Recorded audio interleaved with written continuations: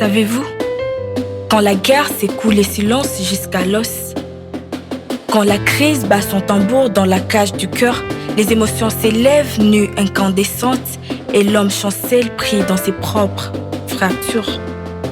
Le cœur cogne trop fort, les mots s'échappent, la douleur distille son venin dans les discours. La peur s'infiltre, impatiente sous les paupières closes, et transforme la clarté en déluge sans aurore. Le peuple s'égare dans les marées des colères, le peuple s'abîme dans ses propres remous, le peuple s'illusionne, enchaîné à ses vertiges, le peuple s'épuise sous le poids de ses propres plaies.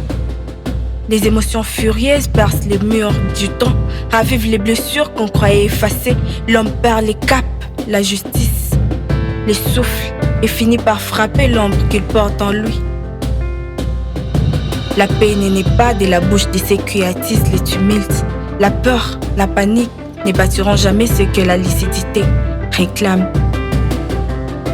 Soit ces voix qui désarment les tempêtes, soit ces regards qui veillent quand tout s'éteint, marche même seul au milieu des vacarmes pour rappeler que l'esprit peut survivre au tumulte.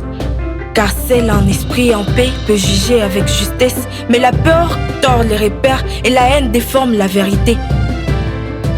L'émotion, mal domptée, construit des routes brisées et les actes brûlants laissent les cendres au matin. Quand la rage déborde, la justice plie. Quand la vengeance s'installe, elle convoque d'autres morts. Ce n'est plus l'ennemi qui verse les sangs, mais nos propres volcans devenus sereins. Quand le silence des sages cédera à l'oubli, tant que l'ombre intérieure dirigera l'esprit, tant que la vengeance fera office de boussole, le monde tournera sans lumière, sans recours.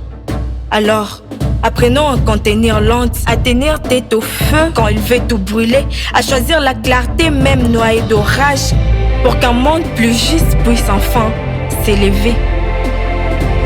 La paix n'est pas de la bouche de ceux qui attisent les tumultes. La peur, la panique ne bâtiront jamais ce que la lucidité réclame.